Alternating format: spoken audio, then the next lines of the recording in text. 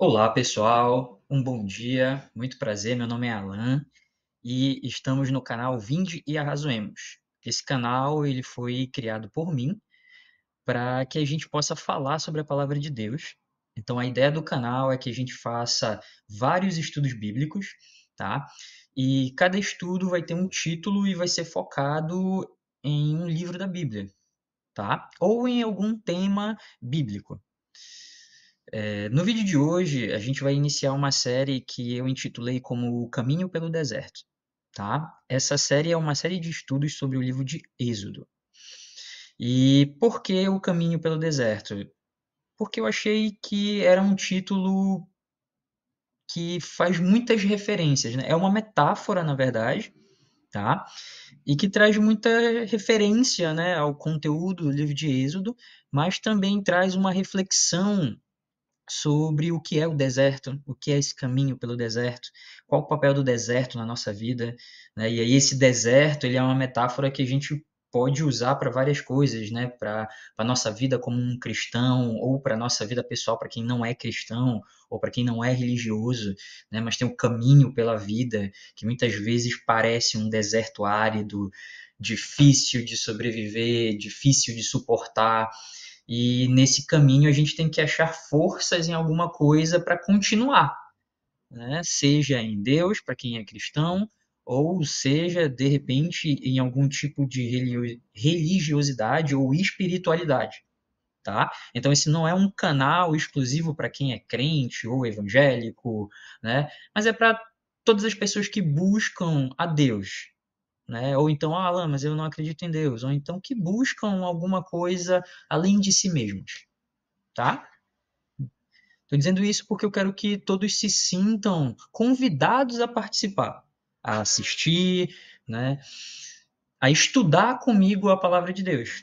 Então, esse é um convite que está aberto para todos, né? Por isso que eu fiz o canal, tá? Então, hoje a gente vai iniciar o estudo do livro de Êxodo pelo capítulo, obviamente pelo capítulo 1, né? Então a gente vai começar pelo capítulo 1.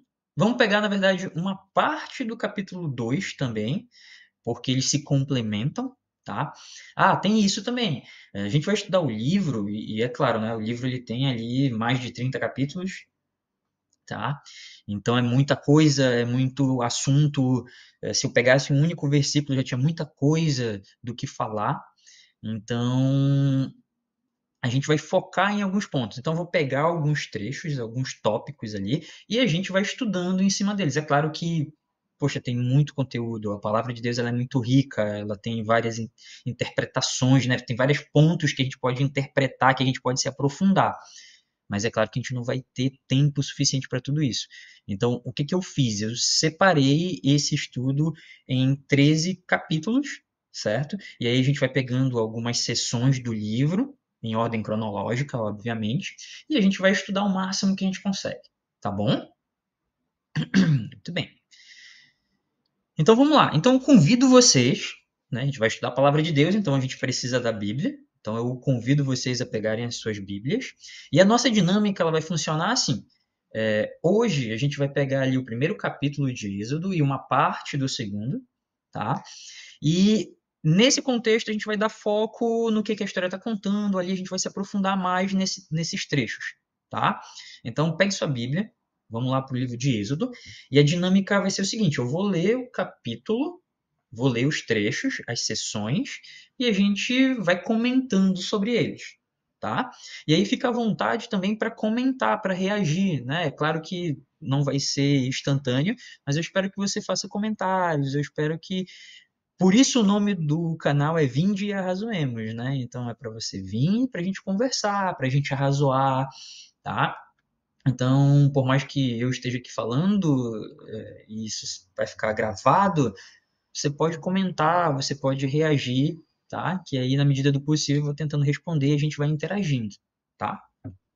Então vamos lá, vamos pegar aqui nossa Bíblia no capítulo 1 do livro de Êxodo, tá?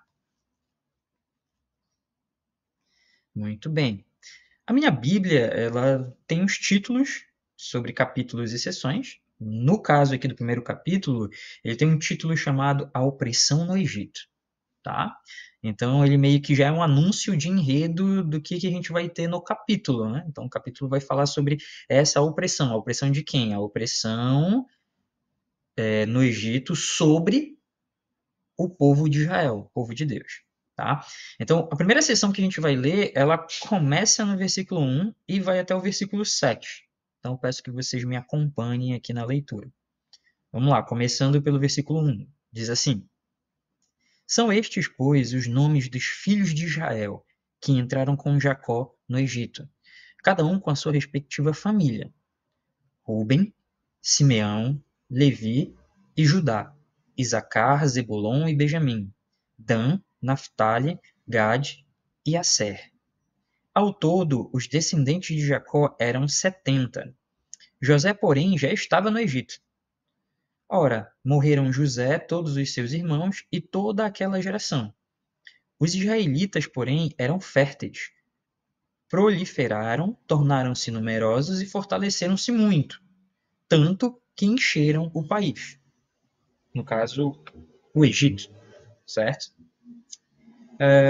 Então aqui a gente para e aí a gente vai bater um papo, né, sobre essa primeira parte aqui, sobre essa primeira sessão. Uma coisa que chama a atenção logo de cara é o versículo 5, que fala sobre a quantidade de pessoas que entraram no Egito, né? Então, no versículo 5, a gente vê, né, o autor contando que ao todo os descendentes de Jacó eram 70, né, daqueles que chegaram, porque José e a sua família já estavam no Egito. E aí, aqui, qual é a observação? A observação é que tem algumas traduções. Na verdade, se você for olhar, por exemplo, manuscritos do Mar Morto, né, textos bem mais antigos, aqui ele fala que eram 75. E aqui na minha tradução está 70. Né? Então, isso aqui é uma observação. Em alguns momentos, quando a gente for ler o texto, a gente vai ter algumas divergências de tradução. Tá bom? Muito bem. Então, nesse primeiro trecho, o que chama a atenção nesse primeiro trecho? Esse primeiro trecho, ele chama mais atenção se você já tiver uma certa bagagem de conhecimento da Bíblia. No caso, a leitura de Gênesis. Lá em Gênesis, quando começa a história da humanidade e tudo mais, é o primeiro livro da Bíblia, né? Em Gênesis, a gente tem um personagem muito importante que é Abraão, que é o pai da nação, né? E Abraão, quando é chamado por Deus, ele recebe de Deus 3 promessas, tá? E uma dessas promessas era que a descendência dele seria numerosa. E essa promessa feita a Abraão, nesse contexto, ela é meio crítica, porque Abraão já era um homem muito velho, já era um homem idoso, e a sua mulher também já era uma mulher muito velha, né? Obviamente, pro padrão daquela época, né? Para o padrão daquela época, ele e a mulher já eram idosos, já eram velhos, né? E a Bíblia, em Gênesis, ela narra que a mulher de Abraão ela era estéril. Então, essa promessa feita por Deus ela é uma promessa muito importante para Abraão. Até porque na época de Abraão, ter filhos era um sinal de prosperidade e bênção divina. Então, ele não ter filhos com uma idade já avançada, isso era um problema muito grande. Então, quando Deus o chama e faz essa promessa, né, além das outras, né, mas essa é o foco aqui, ela é importante para a gente. Quando Deus faz essa promessa, ele fala: olha, a tua descendência ela será tão numerosa quanto as estrelas do céu. Então, isso é uma baita promessa. É uma baita promessa de prosperidade, de crescimento, de, sabe, é realmente uma bênção. Né? Só que quem lê o livro de Gênesis passa o livro todo esperando pelas bênçãos serem concluídas e elas não são. Pelo menos não em Gênesis. Inclusive, Abraão, ao falecer, ele não vê nenhuma dessas promessas. Né?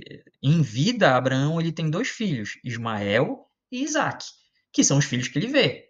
Né? Só que a promessa é que a descendência dele seria tão numerosa quanto as estrelas. Então, ele morre sem ver essa promessa sendo cumprida. E para quem lê o livro de Êxodo, né? Aliás, o livro de Gênesis, e chega ao final e passa para o livro de Êxodo, tem uma grande surpresa. Então, se você lê Gênesis até o final e depois você começa a ler Êxodo, você tem uma grande surpresa. Qual é a surpresa? Logo no capítulo 1, nos 7 primeiros versículos, você vê essa promessa sendo cumprida. Né? Então, para o leitor que está ali pela primeira vez, lendo a Bíblia, lê Gênesis, termina Gênesis e fala, poxa, mas acabou e nenhuma promessa foi cumprida. E aí ele vai para o livro de Êxodo, no primeiro capítulo ele tem a primeira promessa, a primeira bênção de Deus se realizando. Então isso é muito legal. Por quê? Porque aqui a gente vê que Deus ele é fiel. Ele cumpre aquilo que ele promete, mesmo que demore. Então isso traz para a gente várias lições. Tá? Então você já começa a ler o livro de Êxodo com uma expectativa muito grande. Você fala, cara, que bacana. Uma das promessas foi realizada. Então agora a gente espera o quê? A gente espera que as outras também sejam. Então você já começa o livro de Êxodo, né? Para quem lê como se estivesse lendo pela primeira vez, sem saber da história, né? Ou para quem realmente nunca leu e está começando a ler agora, entenda que o livro ele começa com muita esperança. Né? Ele começa com a realização de uma promessa feita por Deus, de uma bênção, né? E ela começa com muita esperança, sabe? Com um pé direito muito grande, como o pessoal falou, né? Começou com o pé direito. Só que aí, como toda boa história, né? Você começa, tá tudo bem, e aí tem que vir alguma coisa para quebrar esse tudo bem, esse equilíbrio, né? Toda história é assim, começa legal, você apresenta os personagens, tá um clima bacana, e aí aparece alguma coisa para criar uma tensão. E aí nos próximos versículos, a gente vai ver exatamente essa tensão.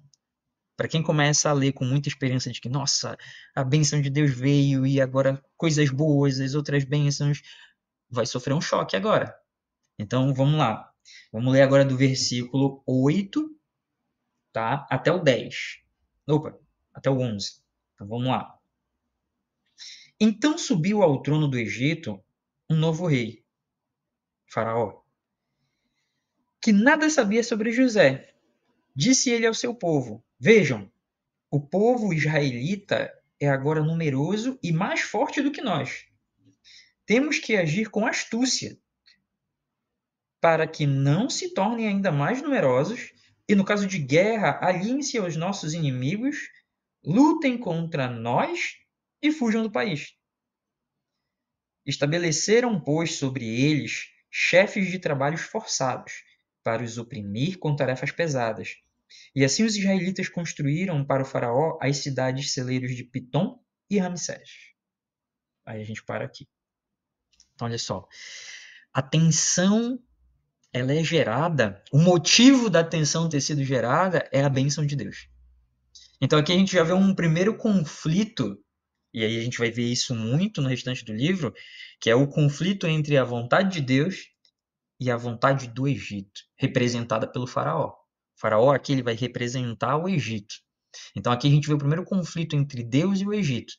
Deus cumprindo a sua promessa de abençoar o povo de Israel e tornar ele um povo numeroso, e o Egito que se sente ameaçado por essa bênção. Inclusive o próprio faraó, o próprio rei, ele fala, olha, eles são mais fortes do que nós. Então a gente já vê o primeiro conflito.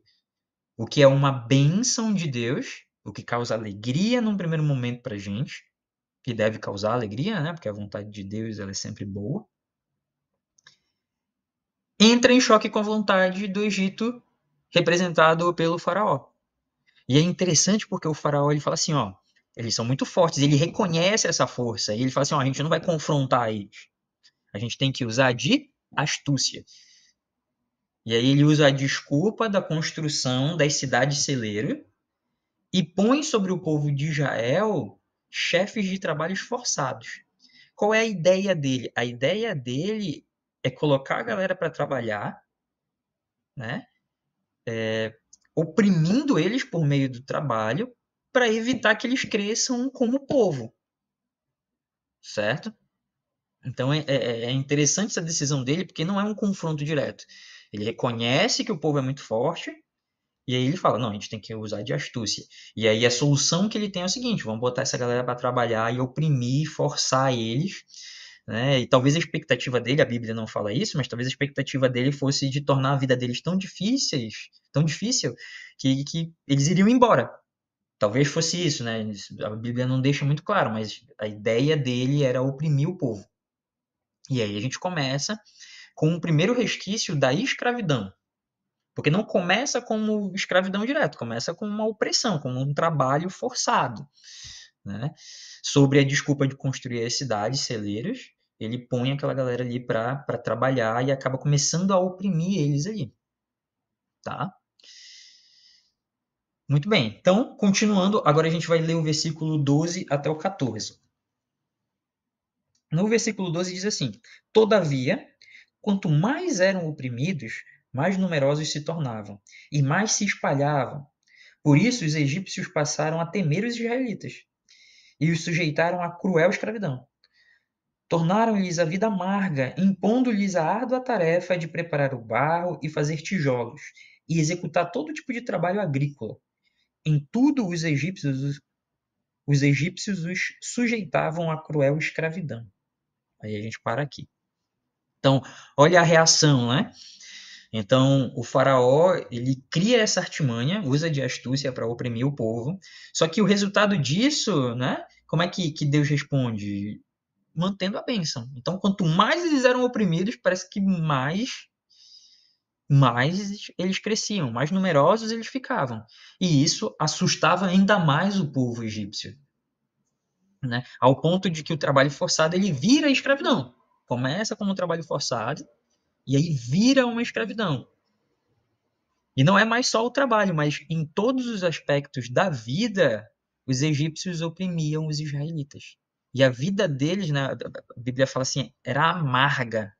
Né? E essa palavra que é traduzida como amarga, se você for dar uma pesquisada na palavra original, né, no hebraico, ela é uma palavra que ela significa realmente um amargor, né?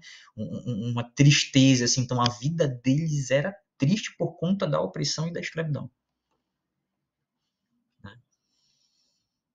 E isso era uma resposta direta à bênção de Deus. Então, a bênção de Deus, a promessa que era o povo ser numeroso, acabou causando, né, uma reação do Egito. E aí aqui a gente pode fazer várias analogias, né? É aquele momento que normalmente o pregador usa para fazer analogia entre o mundo espiritual e o mundo mundano e como o conflito entre os dois ele sempre acontece. Né? Sempre acontece o conflito entre a vontade de Deus e a vontade do mundo, né?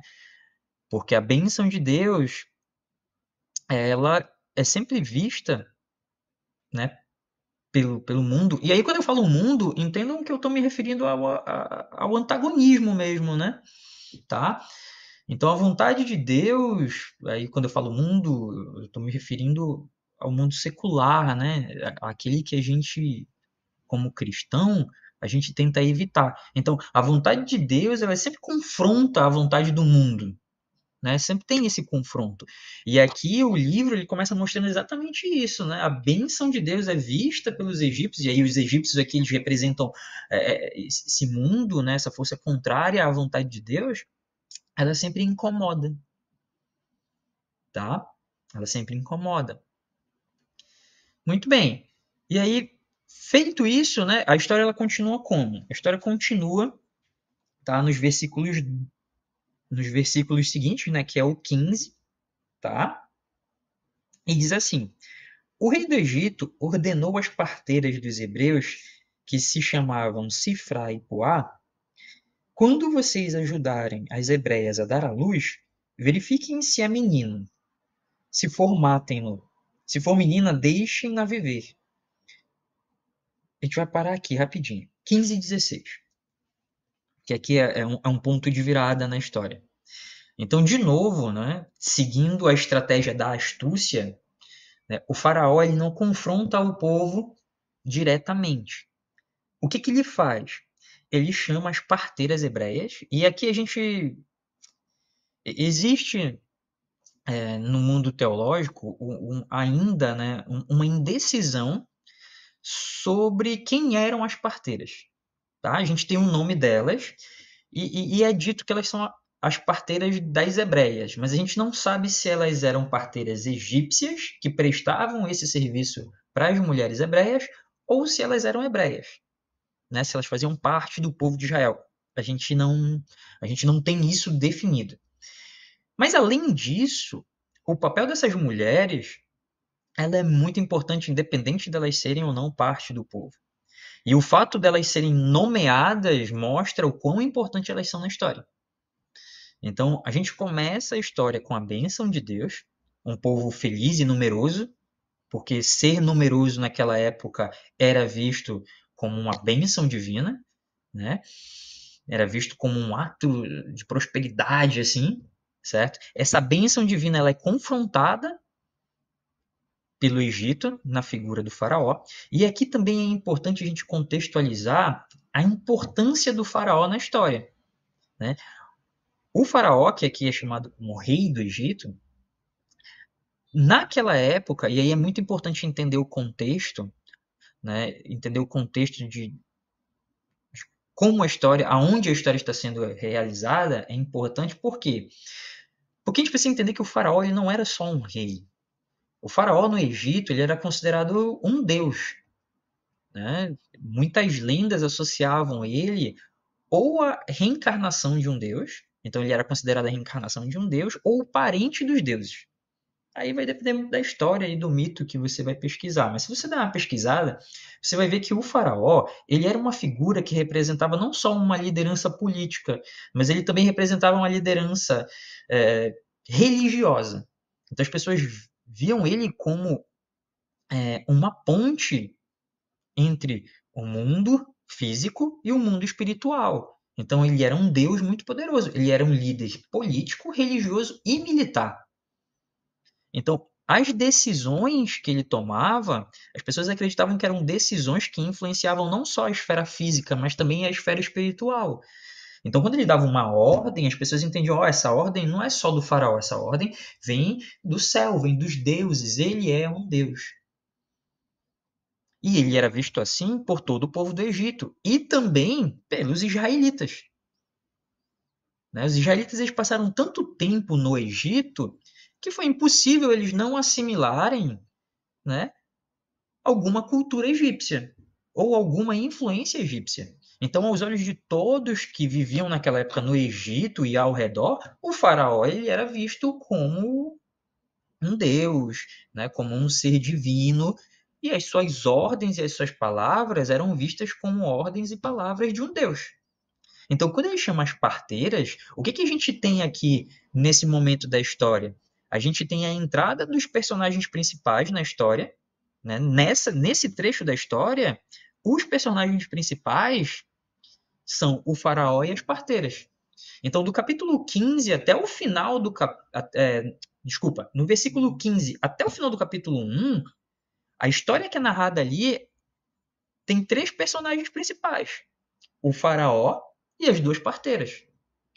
E a gente vai ver agora esse conflito entre o faraó e as parteiras, que é um conflito desigual, porque o faraó, ele não é só a autoridade política, mas ele também é a autoridade religiosa e militar. Isso quer dizer o quê? Que ele tem muito poder quando é comparado com as parteiras.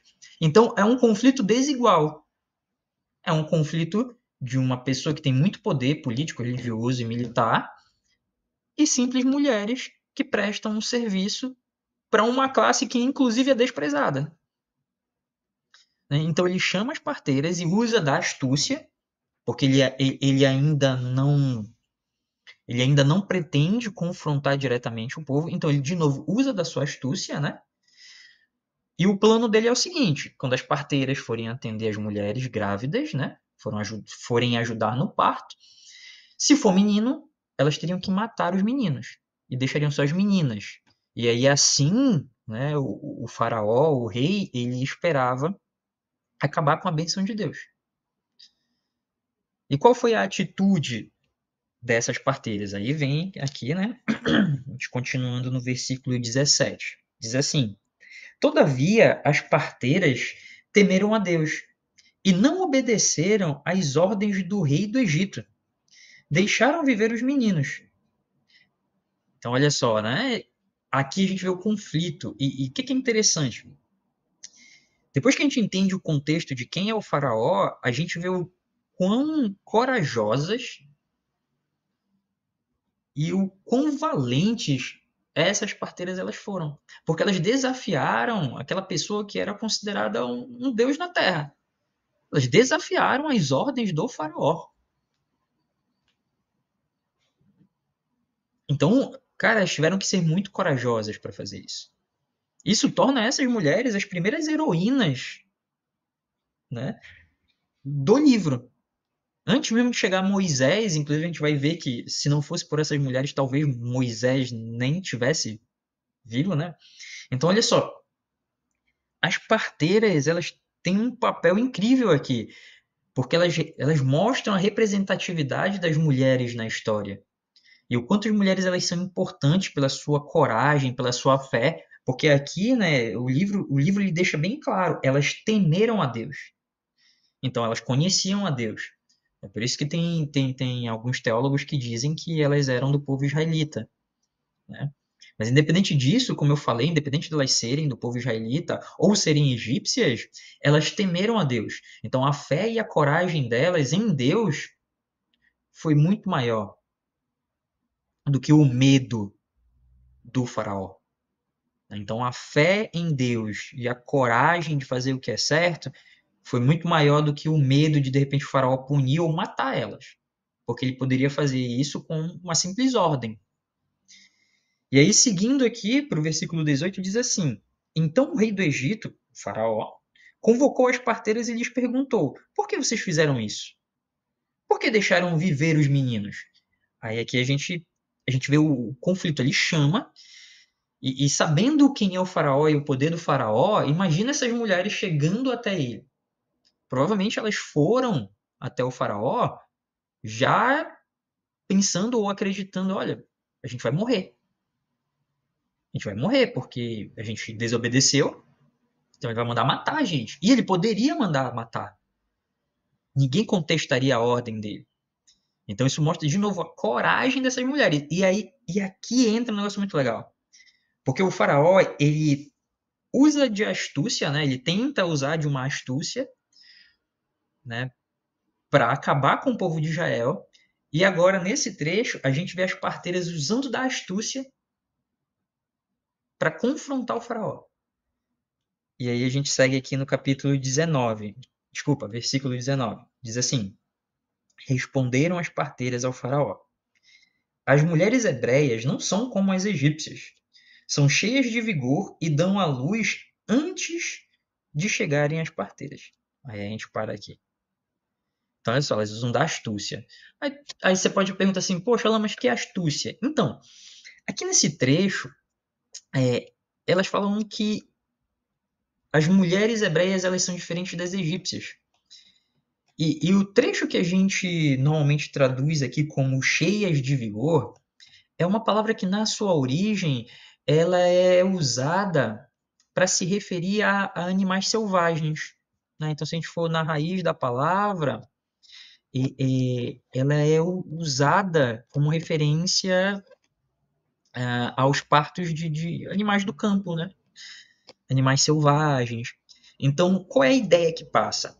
A ideia que passa é que as parteiras se justificaram dizendo o seguinte: olha, as mulheres hebreias elas são diferentes das egípcias, elas são muito selvagens, elas dão à luz como se fossem um animal assim, sem precisar de ajuda de ninguém. Então, quando a gente chega lá, o menino já nasceu, né? Então não dá para fazer nada. Então elas meio que usam de astúcia, né? Elas usam esse argumento, né? Para tentar convencer o faraó e falar assim: a gente não pode fazer nada. As mulheres elas dão à luz antes da gente chegar. Então não dá para fazer, não dá para cumprir a ordem, né? E o faraó ele acaba, pelo que a Bíblia fala, né? Ele acaba aceitando isso aí. E quando a gente vai para o capítulo 20, né? O que diz? Versículo. Toda hora eu estou falando capítulo, não sei porquê. Quando a gente vai para o versículo 20 diz assim, ó: Deus foi bondoso com as parteiras, e o povo ia se tornando ainda mais numeroso, cada vez mais forte. Visto que as parteiras temeram a Deus, ele concedeu-lhes que tivessem suas próprias famílias. O Olha texto fala só, né? que, como as mulheres elas temeram e foram fiéis a Deus, Deus as abençoou. Né? Então, Deus deu sabedoria a elas, para que elas pudessem usar de astúcia contra o faraó, e as abençoou, dando a elas suas próprias famílias, né? Então aqui a gente vê de novo que essa questão de você ter uma família numerosa, na época em que esse livro foi escrito, era uma questão muito importante, né? Então você ter uma família numerosa naquela época era sinal de prosperidade, de segurança, e era visto como uma bênção divina. Então, a história das mulheres, né, esse conflito entre elas e o faraó, nesse primeiro momento, né, que é a primeira história que a gente tem, né, ela mostra o poder de Deus.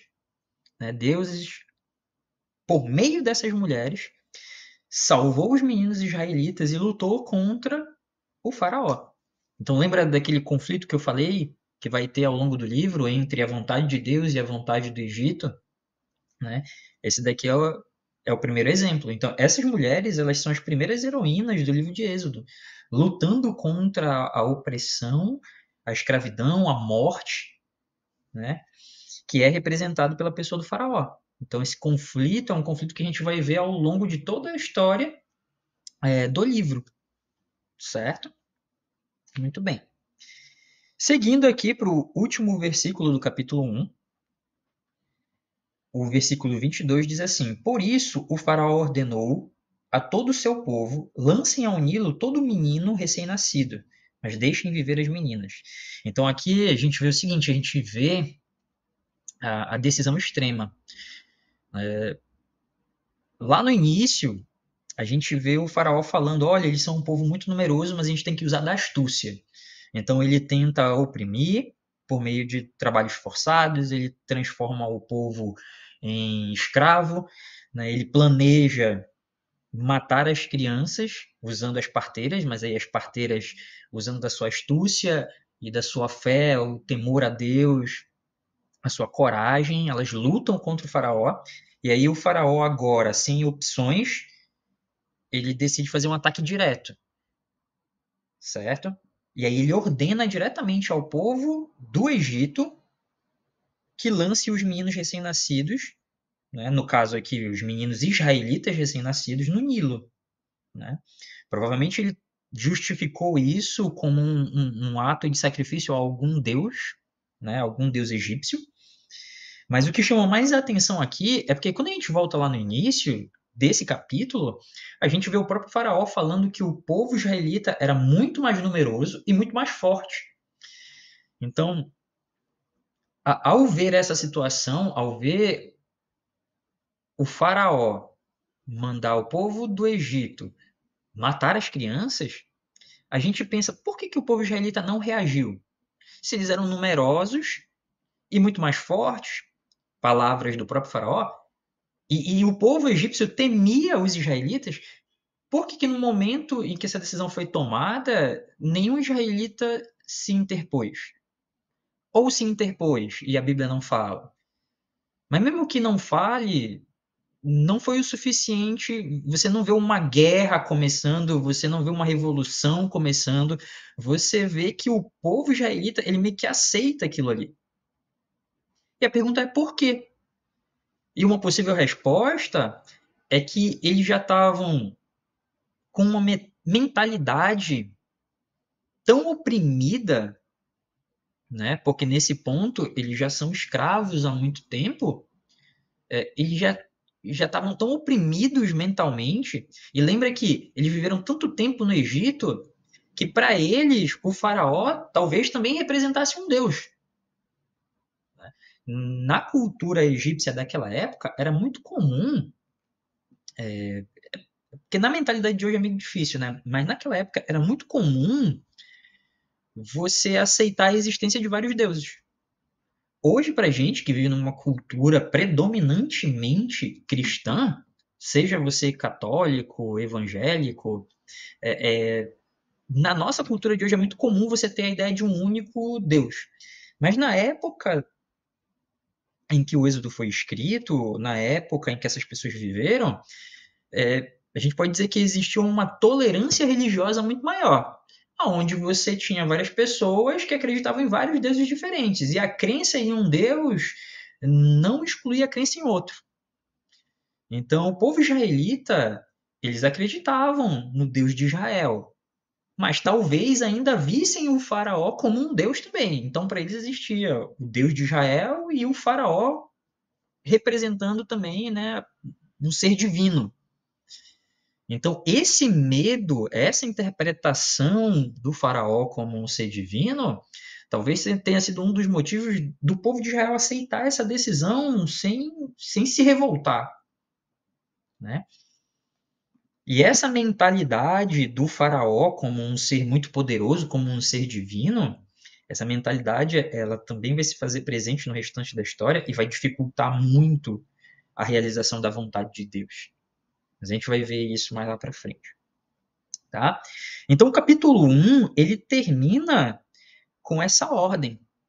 Olha como o capítulo 1, ele, cara, ele vai e volta, né?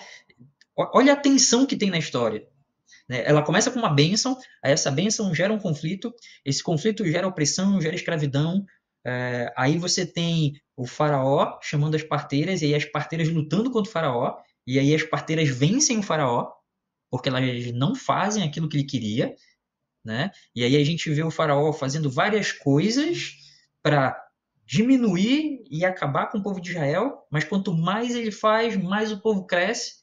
Então a gente vê essa tensão, né? É como se fosse uma luta de um lado e de outro. E o capítulo 1, ele termina aparentemente com o faraó vencendo, né? Porque aí ele decide, fala, não, então, já que a astúcia não deu certo, agora eu vou para as vias diretas. Pode pegar as crianças, os meninos e matar.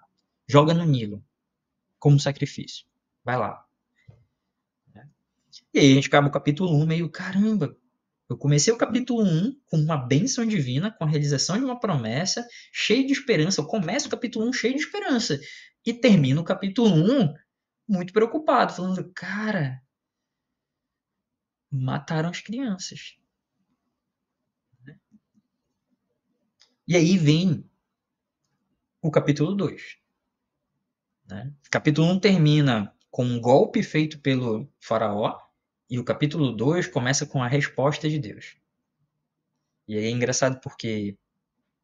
Engraçado, né? Eu diria interessante, não engraçado, interessante. O que é o interessante? É que o faraó ele termina o capítulo 1 respondendo com morte, e Deus começa o capítulo 2 com vida. O título do capítulo 2 é O Nascimento de Moisés. E aí diz assim: um homem da tribo de Levi casou-se com uma mulher da mesma tribo, e ela engravidou e deu à luz um filho.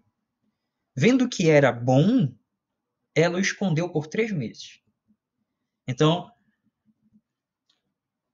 o mundo, na pessoa do faraó, o Egito, que representava ali a maior e grande nação do mundo, responde com morte. E Deus responde com vida. E o interessante, né, que aí quando você estuda a Bíblia, você começa a ver assim, né, alguns pontos assim que chamam muita atenção e tornam a história muito mais rica. Aqui no versículo 2, quando ele fala sobre o nascimento de Moisés, né, ele diz o seguinte, que a mãe viu que ele era bom. Em algumas traduções está vendo que era bonito. Aí vai depender muito da tradução, né? Vai estar assim, vendo que era bom, vendo que era bonito. Né? E, de novo, se você for para a raiz da palavra original, lá no hebraico, essa palavra que é traduzido como bonito ou como bom, essa palavra ela é usada na Bíblia em um outro momento. Na verdade, ela é usada no primeiro capítulo de Gênesis, que é o primeiro livro da Bíblia. E essa palavra que é traduzida como bonito ou como bom é a mesma palavra que é usada para descrever a criação de Deus. Então, lá no primeiro capítulo de Gênesis, quando Deus cria o mundo, né, tem um refrão. Deus cria o céu. Aí ele fala, e viu Deus que isso era bom. Aí cria a vegetação, cria os animais, e sempre termina com essa palavra, né? E viu Deus que era bom, que a gente também pode traduzir como bonito. E quando a gente vê essa mesma palavra que foi usada lá em Gênesis sendo usada aqui para descrever Moisés, essa palavra ela confirma que o nascimento de Moisés foi um ato divino, um ato da criação de Deus. Então, é uma resposta de Deus à situação que o povo está vivendo. Como é que Deus responde? Mandando Moisés. Né? E aí Moisés ele nasce e vendo, a mãe dele vendo que o nascimento dele era uma obra de Deus, né? Assim, tinha um propósito divino, ela o esconde por 3 meses, o que deve ter sido extremamente difícil. Imagina, ela esconder a criança por 3 meses, sendo que tem um decreto do faraó falando, ó, tem que matar todos os meninos.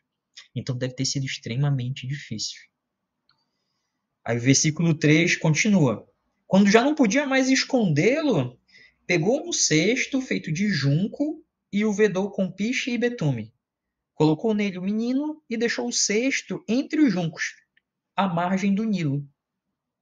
Aí, de novo, né? A gente vê essa. A gente vê Deus assim, ele lutando e fazendo a sua vontade sendo realizada, né? E se a gente prestar atenção nos detalhes, a gente vê a mão de Deus. Porque, de novo, ó, esse trecho aqui, onde é descrito o cesto de Moisés, a maneira como o cesto ele é construído lembra a maneira como a Arca de Noé foi construída. Então, você repara que a Bíblia ela sempre fica fazendo esses links entre histórias. Então, quando a gente vê aqui no versículo 3 a descrição do cesto onde Moisés seria colocado, essa descrição da construção dele lembra a história da Arca de Noé. Né? A Arca de Noé que foi construída dessa mesma forma, né? Essa descrição lembra a construção da Arca de Noé, e dentro da arca foi posto a esperança do mundo. E aqui, dentro do cesto, foi posto a esperança do povo de Israel, que era Moisés. Então, e Moisés foi posto no Nilo, que é até meio irônico, né? As crianças elas tinham que ser sacrificadas no Nilo. Então a mãe de Moisés faz um cesto e põe ele no Nilo. Então, aonde as crianças israelitas encontravam a morte, a mãe de Moisés o colocou na esperança de que ele encontrasse salvação e vida. Isso é para ver como Deus, a vontade de Deus, ela é extremamente poderosa. Então, o Nilo, que naquele momento representava a morte dos meninos, por meio da vontade de Deus, seria o local onde Moisés encontraria salvação e vida. Porque a história continua narrando o que acontece depois. Então, o que vai acontecer depois? Versículo 4. A irmã do menino ficou observando de longe para ver o que lhe aconteceria. A filha do faraó desceu ao Nilo para tomar banho. Enquanto isso, as suas servas andavam pela margem do rio. Nisso viu o cesto entre os juncos e mandou sua criada apanhá-lo. Ao abri-lo, viu um bebê chorando. Ficou com pena dele e disse: Este menino é dos hebreus. Aí vamos parar aqui. Então, a história ela introduz várias mulheres. Mulheres corajosas, mulheres de fé. Né? Primeiro as parteiras, aí depois vem a mãe de Moisés protegendo ele durante 3 meses. E quando não teve mais como protegê-lo, fez o cesto e com fé em Deus, né, o colocou no Nilo na esperança de que ele encontrasse algum tipo de salvação. A irmã dele, né, a irmã dele que a gente vai ver usando da astúcia, né, salva Moisés. E a gente vê também a pessoa da filha do faraó. Né? Então a filha do faraó vai até o Nilo e aí ela encontra Moisés. E ela reconhece, esse menino é dos hebreus. E o pai dela havia determinado que os meninos hebreus seriam mortos. E aí ela egípcia, filha do faraó, encontra o menino hebreu. E aí o que vai acontecer? Versículo 7. Então a irmã do menino aproximou-se e perguntou à filha do faraó: A senhora quer que eu vá chamar uma mulher dos hebreus para amamentar e criar um menino? Versículo 8. Quero, respondeu ela. E a moça foi chamar a mãe do menino. Então a filha do faraó disse à mulher: leve este menino e amamente-o para mim, e eu pagarei você por isso. A mulher levou o menino e o amamentou. Mas vamos parar aqui. Então, olha só. A filha do faraó, egípcia, ela reconhece que o menino é hebreu e adota o menino. E vai contra as ordens do faraó. Lembra, o faraó é considerado um deus. O que ele fala é uma ordem não só é, mundana, mas também religiosa. Representa uma ordem divina. E a filha dele vai contra ele. E pega um garoto hebreu e decide adotá-lo. Imagina o choque disso. A filha desobedeceu o pai. E não era um pai qualquer, era o faraó. Então, se Deus não se faz presente nesse momento, eu não sei mais. Né? Deus usou a filha do faraó para proteger Moisés. E aí vem a irmã dele, usando da astúcia e sabedoria, fala assim: ó, você não quer que eu mande chamar uma mulher hebreia para amamentar o menino? E aí a irmã de Moisés, por meio da sua astúcia, da sua inteligência, acaba garantindo que Moisés seja criado pela própria mãe, junto com a família. Né? E ainda recebendo por isso, porque a filha do faraó fala. E ele recebe a proteção da filha do faraó. Né? Então Moisés, naquele momento, ele está salvo. Versículo 10. Tendo o menino crescido, ela o levou à filha do faraó, que o adotou e lhe deu o nome de Moisés, dizendo: porque eu o tirei das águas. Então, olha só, o nome foi dado pela filha do faraó. Né? Moisés, o nome Moisés, ele é um nome egípcio, certo? Tem também várias discussões, né, teológicas a respeito disso, mas a ideia é que Moisés ele tenha vivido com a família até mais ou menos ali os 12 anos, e depois disso, né, ele começou a ser criado pela filha do faraó, tá? Entre a família real do Egito, como um príncipe do Egito. Então Moisés passa uma parte da vida dele ali, os 12 anos, com a família, sendo criado como um hebreu, no meio da cultura israelita. E a partir dos 12 anos ele muda, o mundo dele muda e ele começa a ser criado como se fosse um egípcio e um príncipe egípcio, sendo educado na cultura egípcia. E por que isso é interessante? Isso é interessante porque isso foi a vontade de Deus. Né? A vontade de Deus era que Moisés ele tivesse a experiência desses dois mundos.